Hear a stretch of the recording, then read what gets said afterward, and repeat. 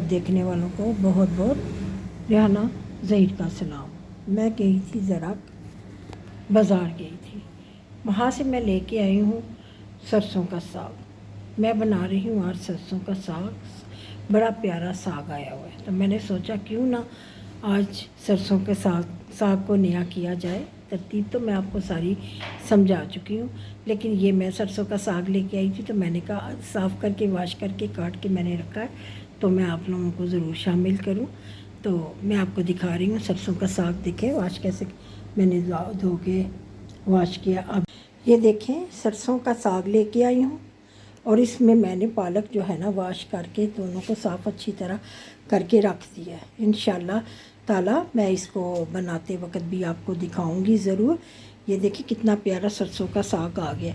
सरसों का साग आ गया, लेकिन गर्मी नहीं गई। दुआ करें कि मौसम भी बदली हो जाए।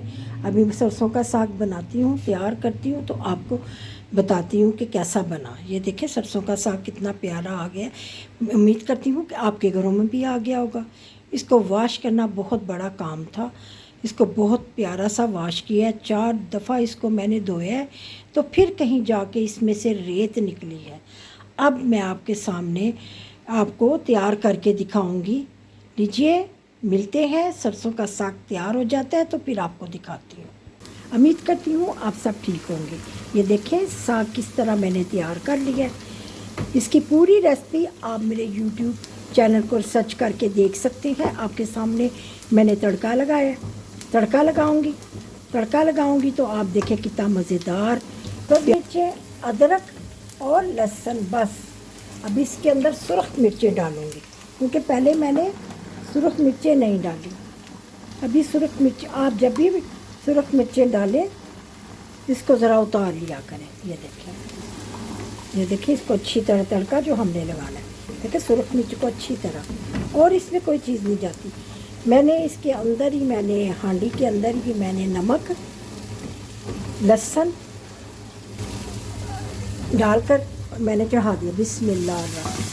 जितना देसी घी डालेंगे उतना ही मज़ा ज़्यादा आएगा इसका मज़ा। अब इसको अच्छी तरह ना भून लें, अच्छी तरह भून लें, ताकि ये जो तड़का का खुशबू है ना ये सारी इसके अंदर जज़ब हो जाए।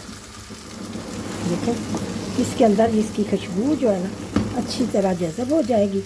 तो माशाल्लाह माशाल्लाह सरसों का साग अभी नई नई सर्दियों की सौगात आई थी, तो मैंने कहा इसको बनाकर अपने व्यूअर्स को दिखाती हूँ। उम्मीद करती हूँ आपको ये रेसिपी ज़रूर पसंद आएगी। झटपट से हाँ जी, देखें कितना प्यारा सरसों का साग तैयार हुआ है।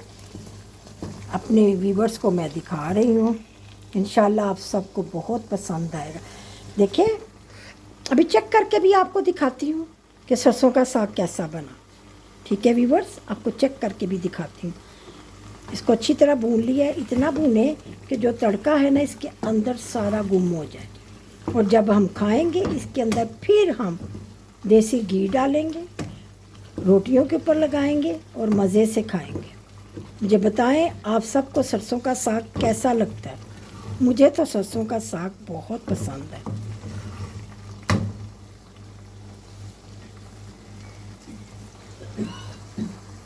औज़ु बिल्लाहि मिनश शैतानिर रजीम, बिस्मिल्लाहिर रहमानिर रहीम। मैं रेहाना सडल आपकी खिदमत में हाज़िर हूँ।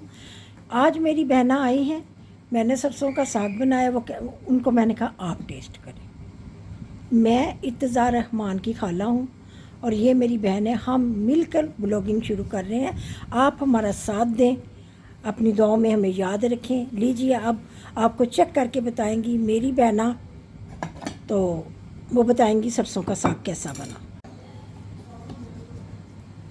ये सरसों का साग मैं खाने लगी हूँ, मेरी बाजी ने बनाया है। बिस्मिल्लाह। वाह माशाल्लाह बहुत टेस्टी है। आप भी ऐसे बनाए हो, घर में खाएं और हमें दुआओं में याद रखें इंशाल्लाह। अब हम मिलेंगे अपनी ब्लॉगिंग में। इर्तज़ा रहमान और फौजिया और रेहाना आपको मिलेंगे एक नए ब्लॉग में। हमें अपनी दुआओं में याद रखें। इंशाल्लाह फिर मिलूँगी एक नई रेसिपी के साथ। अल्लाह हाफिज़, अल्लाह निगहबान।